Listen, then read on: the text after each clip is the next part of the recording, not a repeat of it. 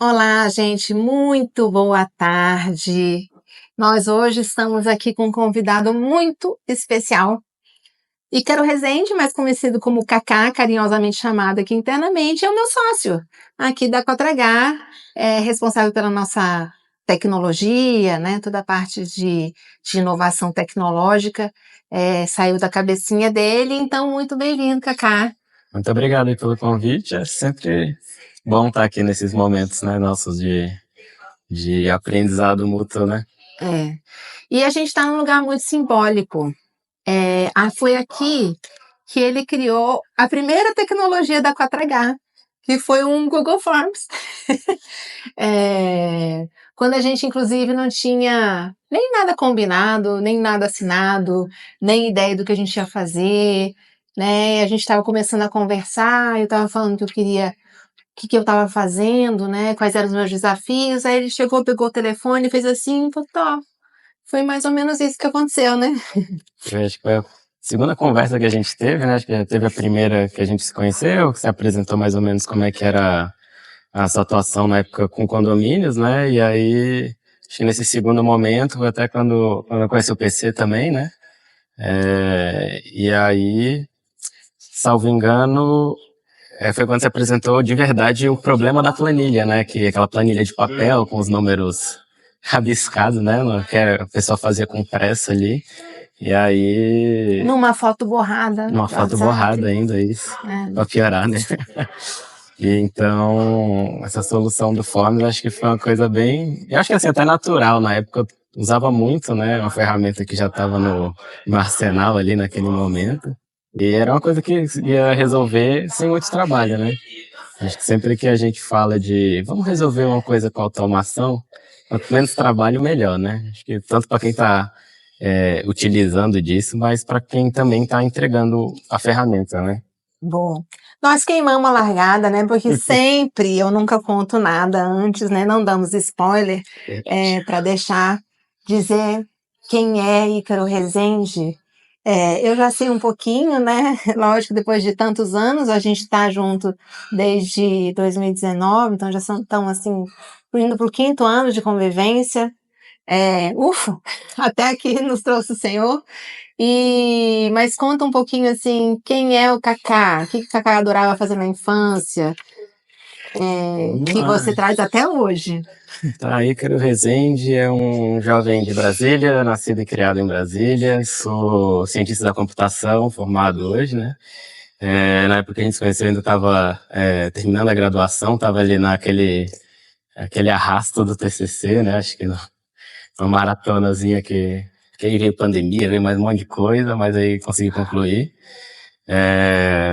Sou uma pessoa criativa desde cedo, acho que é a maior fonte de diversão que eu tive ao longo da vida, com certeza foi criando coisas, desmontando brinquedo, montando de novo, tentando entender como as coisas funcionavam.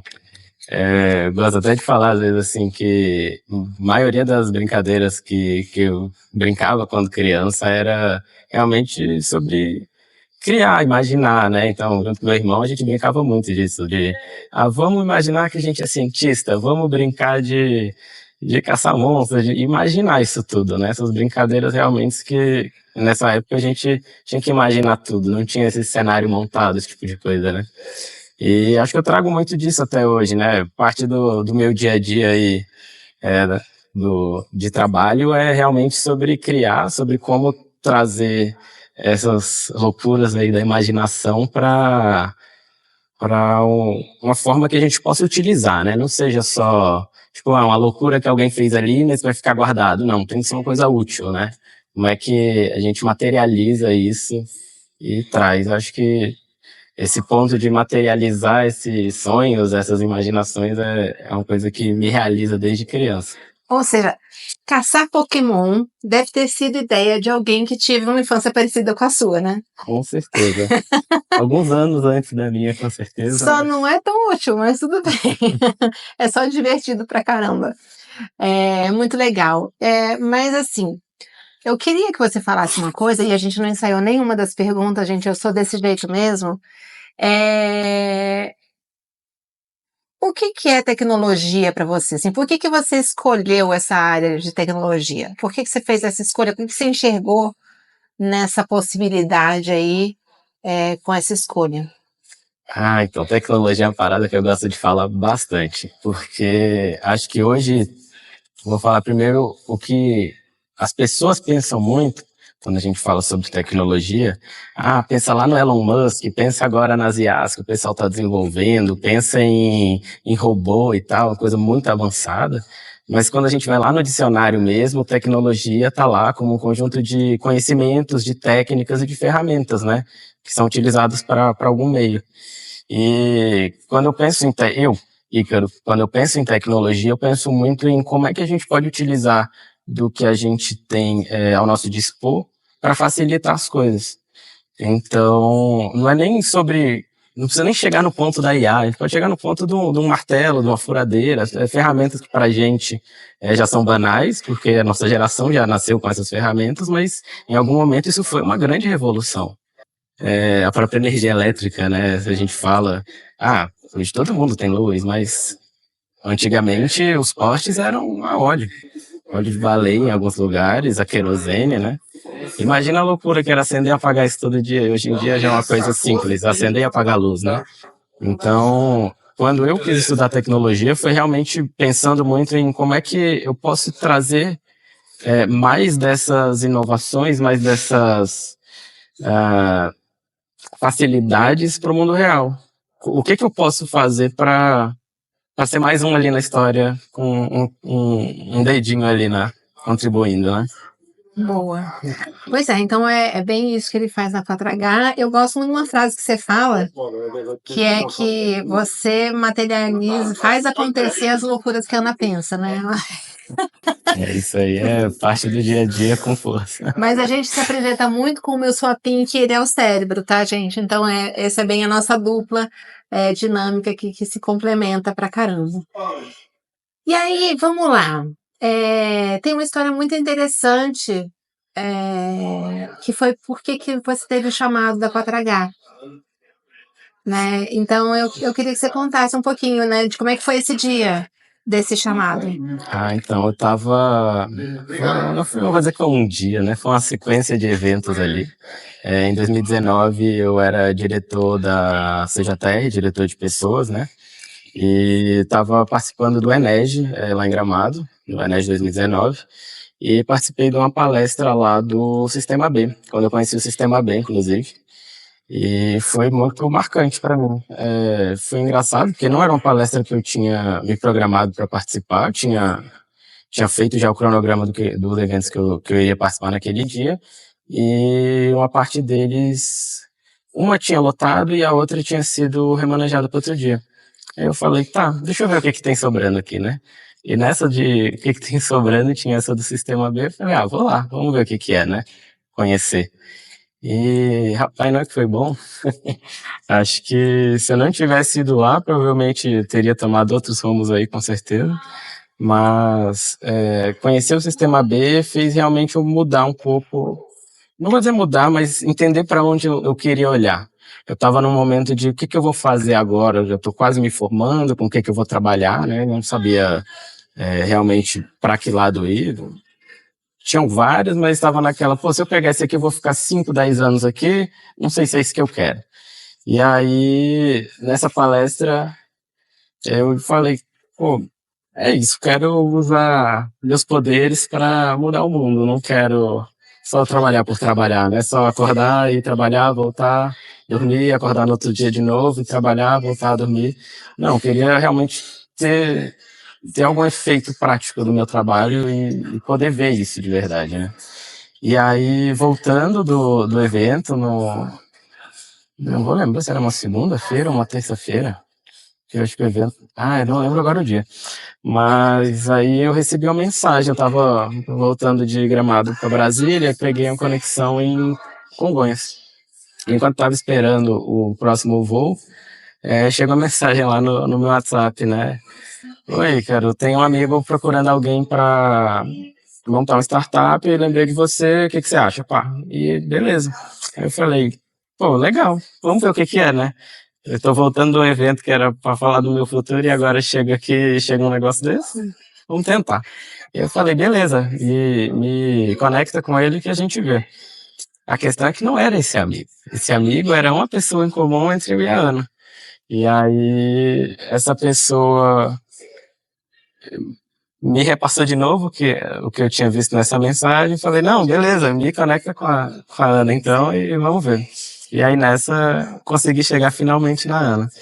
E aí o mais legal é porque no dia que eu mandei a mensagem para Ana, a gente conversou um pouquinho, ela me manda me manda uma pasta do Google Drive com um monte de material, né, sobre reciclagem, sobre os tipos de materiais, sobre como é que funcionava, né, naquele momento o método da 4 Hábitos, né, e eu falou, tá, acho que a gente ia se encontrar uns 2 ou 3 dias depois, provavelmente, e você falou, estuda isso aí tudo que a gente vai precisar. Eu falei, tá bom. E aí, eu acho que foi muito naquela assim, tipo, tá, estuda aí, eu sei que você não vai estudar, e aí beleza. E aí a gente chegou nessa primeira reunião que a gente teve, eu falei, não, estudei, consegui ver tal coisa, ainda tirei algumas dúvidas com ela, ficou, rapaz, você leu mesmo? Eu fiquei, li, uai, não era pra estudar, não ia precisar disso aqui pra reunião. E aí a gente começou a falar um pouco mais sobre como é que ia ser de fato a atuação, né? Quer dizer, o princípio da atuação, né? Porque dali pra cá o mundo Esse, mudou esse eu não te muito. contei, né? Esses últimos 4 anos eu não te contei muito bem, não. Mas muito interessante, né? Que quando ele resolveu que ele queria usar o que ele sabia para mudar o mundo, aí a 4 Hábitos para Mudar o Mundo caiu de bola na cabeça dele, né? Sim. Mas muito legal. E é isso, gente. E assim, foi um desafio muito grande a gente conseguir a certificação do Sistema B, uma honra enorme pra gente. E eu dediquei isso a ele. O primeiro presente, né? Eu ainda tô devendo um carrinho de coco, mas ainda vai chegar esse dia. Mas pelo menos a primeira estrelinha ele já ganhou. E só que eu queria agora, não queria mais falar da 4H em si.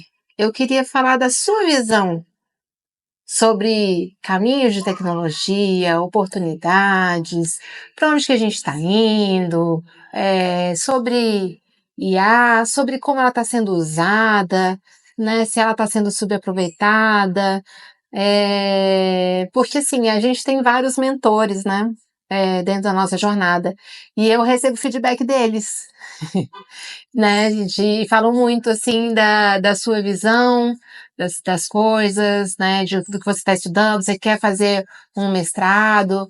Então eu queria agora arrancar essa parte de dentro do Ícaro mesmo, assim, vamos desnudar totalmente meu sócio aqui, contando isso, né, dessas outras coisas que te movem, e a tecnologia que te chama a atenção e o potencial que ela tem para fazer essas mudanças. Tá, vamos uma coisa de cada vez, porque aí o assunto já cresceu bastante. Mas acho que sim, tecnologia não falta, tem muita coisa, mas ainda tem muito espaço para acontecer, muita coisa. Eu acho que hoje, vamos falar do tema que está em alta agora, que é IA, né? Num contexto maior, acho que é o maior. Eu acho que os 2 maiores pontos que estão sendo tratados hoje é IA e a mudança de matriz energética, né? Do petróleo para as renováveis. E eu não tenho muita competência para falar de matriz energética, mas eu acredito que é um movimento necessário, porque a história já mostrou que toda grande revolução veio logo depois de uma mudança de matriz energética, ou veio para uma grande mudança dessa. Então, fazendo as contas aí de quantos anos tem da última revolução industrial, a questão processual, como já está mudando por conta da tecnologia, né? Eu acredito que vai haver uma mudança, e parte dessa mudança de matriz energética também é importante para IA, por mais que as pessoas achem que não, porque hoje a gente tem servidores e computadores gigantescos aí rodando toda essa questão que a gente chama de IA, que consomem bastante energia. Então, se a gente vai aumentar a quantidade de recursos computacionais, sem pensar só em eficiência, por exemplo, a gente vai gastar mais energia. Perfeito. E, então, tem que resolver o problema da energia também. Perfeito. E eu acho que hoje o maior empecilho talvez seja lobby aí de algumas indústrias ao redor do mundo, como em qualquer setor. Mas vou parar aqui sobre matriz energética porque eu não sei falar mais do que isso. Sobre a IA, eu acredito que ela ainda está sendo sim, subutilizada, porque ainda tem muitos anos até a gente chegar num ponto, eu acho. Posso falar muitos anos, pode ser que seja bem menos agora com a velocidade que as coisas estão avançando, mas ainda precisa sim ter alguma regulamentação sobre como utilizar IA, como não utilizar IA, quem pode usar até onde, né? Porque se hoje a gente tem níveis de informações que são realmente voltados para um setor X ou Y e níveis de acesso nessas informações, por motivos de segurança nacional, por exemplo, ou motivos de concorrência entre empresas, né? Segredo de negócio, esse tipo de coisa. Se eu coloco uma IA ali que pode simplesmente inferir aquilo tudo corretamente, a gente cria um caos generalizado. Então, eu acho que esse é um cenário assim bem hipotético e bem distante, mas só precisa de uma pessoa bem inspirada para chegar nesse ponto, né? E assim como tem hoje um cara querendo chegar na Lua, na Lua não, em Marte, né? E fazendo o que dá e o que não dá para chegar lá, pode ser que alguém chegue nesse ponto também. Então ter algum nível de regulamentação é importante sim. Eu acho que ficar extremamente restrito também não é legal, porque senão fica naquele ponto que a gente não sabe se realmente aquilo funciona ou se está sendo controlado por alguém. Então, assim como a gente já tem essas questões em todos os campos que envolvem humanos na história, acho que a gente não precisa trazer todos os problemas dos humanos para o digital, para a inteligência artificial também. A gente consegue ter caminhos novos a partir disso. No passado tinha muito aquela visão lá do Exterminador do Futuro, da IA que ia dominar o mundo, ia quebrar, acabar com tudo. Mas se a gente for parar para pensar, hoje a IA está ajudando muito mais do que ela atrapalha. Então já tem diversos tratamentos médicos, auxílio para cirurgias, para alguns procedimentos que não seriam possíveis sem IA, ou talvez seriam possíveis, mas com esforço muito maior, e hoje já são possíveis graças a essas tecnologias. Então não vejo por que demonizar a IA, falando que vai ser o exterminador do futuro que está chegando, né? Acho que a gente consegue trazer isso como mais uma ferramenta. Então, se, por exemplo, quando veio a internet, já houve uma grande revolução do que é, como a gente se comunica, né? Você imagina você tentar enviar uma carta para o Japão. Não faço nem ideia de quanto tempo isso ia demorar. Eu lembro que, assim, quando era criança, a gente às vezes fazia ligações para a China, porque eu tenho parentes lá. E era uma loucura. Você falava no telefone e parecia que você estava falando no rádio, walkie-talkie, né? Você falava, esperava um pouquinho, aí a pessoa respondia, aí desconversava no meio. Hoje em dia, uma chamada de WhatsApp, você fala em tempo real ali com a pessoa. Às vezes tem um atraso, às vezes não. Mas, poxa, e pelo celular, pela internet, na verdade, né? Não é nem pela rede de celular, por internet. Não acho que IA vai entrar nesse ponto de telecomunicações, mas ela pode trazer avanços para várias outras áreas também. Em algumas conversas que a gente teve, falaram da questão de não a IA crua, vamos falar assim, mas como ela pode atuar com outras tecnologias. Então a gente fala de blockchain, como é que IA e blockchain podem trabalhar juntos para criar novos processos, novas situações, como é que IA pode trabalhar com... Hoje o pessoal já fala muito disso na área de saúde, né, com a questão de IoT, com a questão de monitoramento, né? Então a gente consegue não ter essas tecnologias só como acessórios à parte, mas criar um conjunto. Perfeito. E esse conjunto é o que realmente consegue trazer uma mudança, eu ia dizer analógica, mas não é analógica, é uma mudança física, que a gente consegue ter isso palpável no mundo, né? Porque quando a gente fala dos problemas, o pessoal gosta muito de falar dos problemas reais e dos problemas digitais, né? Mas e quando a gente consegue unir o real e o digital para encontrar soluções novas para isso, né? Acho que esse seria o caminho que a gente consegue utilizar a tecnologia, IA, blockchain, IoT e outras da melhor forma possível, né? Perfeito. Quando você estava falando, eu estava pensando exatamente nisso, né? Como seria na verdade, é uma multiplicação quântica, né? De você fazer essas misturas, principalmente da IA com a blockchain. Porque se de um lado existe a insegurança, né, de dados, etc., se cruzando, do outro lado você consegue justamente colocar uma certa... não é processo, né? Mas uma certa proteção, vamos chamar assim, através da blockchain. E é muito interessante isso mesmo. Vão surgir milhares de outras soluções. Quando a gente cruza tecnologias, a gente cria uma terceira, uma quarta, uma quinta, né? Então eu acho que a gente ainda tem tanta coisa para descobrir. Então, para fechar isso tudo aqui, se você hoje fosse colocar 4 hábitos que não são os nossos 4 hábitos dentro da área de tecnologia, o que você falaria? Quais são os 4 hábitos para empresas que, na verdade, a grande maioria que a gente tem aqui do nosso público são pessoas do setor corporativo que estão tentando encontrar os caminhos, né, para ter uma transição para maiores indicadores e melhor performance de ASG.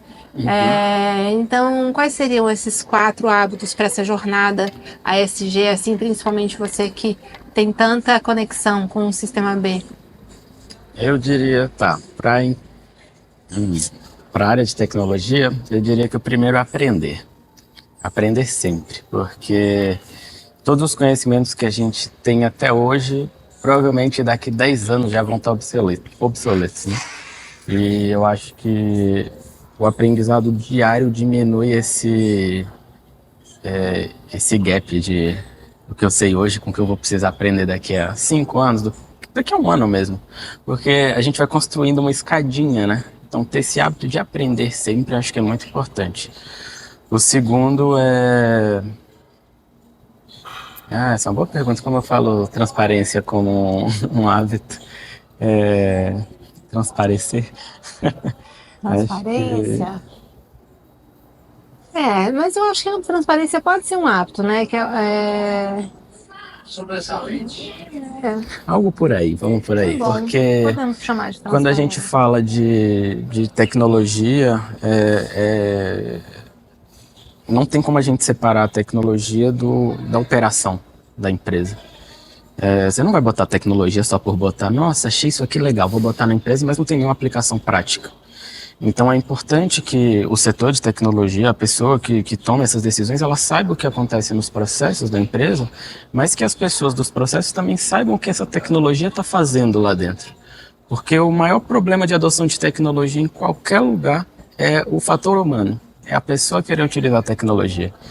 E tem estudos aí falando dessa questão de adoção, e aí tem inclusive a parte de UX para trazer como a gente faz essas tecnologias estarem mais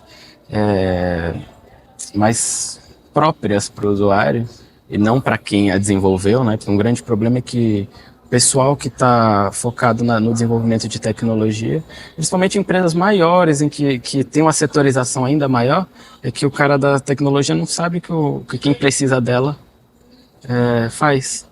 Então, isso aqui resolve o seu problema, mas você não sabe o que o cara faz. Então, ter essa transparência de um lado para o outro é muito importante. Terceiro hábito. O terceiro hábito que eu acho que bate com isso é dialogar. Eu acho que é muito importante entender os dois lados. Não só saber, mas entender. Porque aí você consegue ter esse entendimento de o que a pessoa está passando ali do outro lado e como é que eu consigo trazer uma solução para ela. Às vezes o problema que ela tem é outro, não é nem o problema que ela traz naquele momento. Nem ela sabe exato qual é o problema dela. E essa troca de informações, né, eu não sei o que você faz. Eu tenho os meus conhecimentos tecnológicos, vamos dizer assim. E eu posso trazer uma solução para você você me falou que você tem um problema de X, mas provavelmente o seu problema está antes disso, então passou antes. E a gente não resolve o problema, a gente resolve a causa dele antes. Perfeito. E provavelmente é muito mais barato resolver antes do que resolver o problema lá na frente. É o mesmo conceito que a própria 4H faz, né? Isso. A gente pegou uma coisa que virou um problema e a gente atua um passo atrás para justamente não gerar esse problema. Perfeito. E aí você já resolve essa questão antes e de repente abre até novos caminhos, né, para novas atuações ali dentro. E o último hábito, eu diria que é amar. Mas o que amar tem a ver com tecnologia aí? Pô, tem tudo. Acho que se a gente não faz as coisas por amor, a gente faz de qualquer jeito para começar. Então, acho que quando a gente realmente se importa, né? Eu não vou falar amor, paixão, aquele amor de shakespeariano, não é isso, né? Mas é realmente você tá ali numa troca com o que você tá fazendo, né? Então, se você tá dando tudo de si naquele momento, sabendo, e sem esperar um retorno, né? De tipo, vou botar 10 vou ganhar 100. Não, tô realmente investindo o tempo, investindo o meu conhecimento naquilo, esperando que aquilo dê certo de verdade, né? Acreditando naquilo. Então, acho que isso é o ponto que faz a diferença. Se já tem 10 pessoas fazendo isso, o cara que faz aquilo com amor, com vontade mesmo, é o que se destaca no final. Porque é o que vai ter resiliência, que é, vai ter sangue nos olhos para ir até o final, vai roer o osso, mas vai conseguir chegar lá e entregar essa solução, o que for necessário ali no jogo que ele tiver, né? Ah, que lindo, gente, porque, nossa, eu fiquei até emocionada de trazer isso, porque a gente fala isso muito internamente com o nosso time, né? Então, assim, amor é um valor principal que a gente tem junto com a ética. Então, e aliás, não se tem ética sem amor, né? Como é que você pode ter respeito, justiça e solidariedade se você não ama? Então, nossa, gratidão linda de você ter trazido isso para a superfície. Essa é a sinergia que a gente tem como parceiros de negócios, parceiro de história, né? Porque a gente não é só o nosso trabalho, o nosso lado profissional, e a gente traz isso também muito para a Cotragá, né? Como é que a integridade de todo mundo que trabalha aqui de se realizar como pessoa, né, de estar equilibrado na sua vida pessoal também, no seu lazer, liberdade de contar piada, liberdade de colocar seus pensamentos. Então, muito feliz mesmo e muito grata de trazer aqui o cérebro da 4H, que fica muito por detrás de tudo isso, né? E hoje veio aqui para as telinhas para mostrar como ele é gigante. Então, obrigada, Cacá. Obrigada por tudo mesmo. Obrigada pela nossa história esse tempo inteiro, que venha muito mais 5, mais 5, mais 10, mais 20 anos, fazendo o que a gente gosta de fazer. A gente não sabe onde a gente vai estar, né? O que é a 4H, se a gente vai estar na 4H, ou a gente vai estar fazendo outras coisas juntos, mas é um prazer demais, enorme, trabalhar com esse cara aqui. Gratidão. Igualmente, agradeço aí a confiança aí na jornada, né? Acho que aquele primeiro contato foi uma coisa muito doida, né? Não tem outra palavra para definir, não. Ele tinha cabelo verde na época. Tava com o cabelo pintado, o cabelo e a barba. Quando a gente foi se conhecer, eu fiz uma parte da barba, tava só com o bigode verde. Mas gratidão mesmo, acho que é a melhor palavra aí, gratidão. Somos todos. Sempre um prazer ter loucuras para resolver por aí. Joia, gente. Obrigada e até o próximo. Até mais.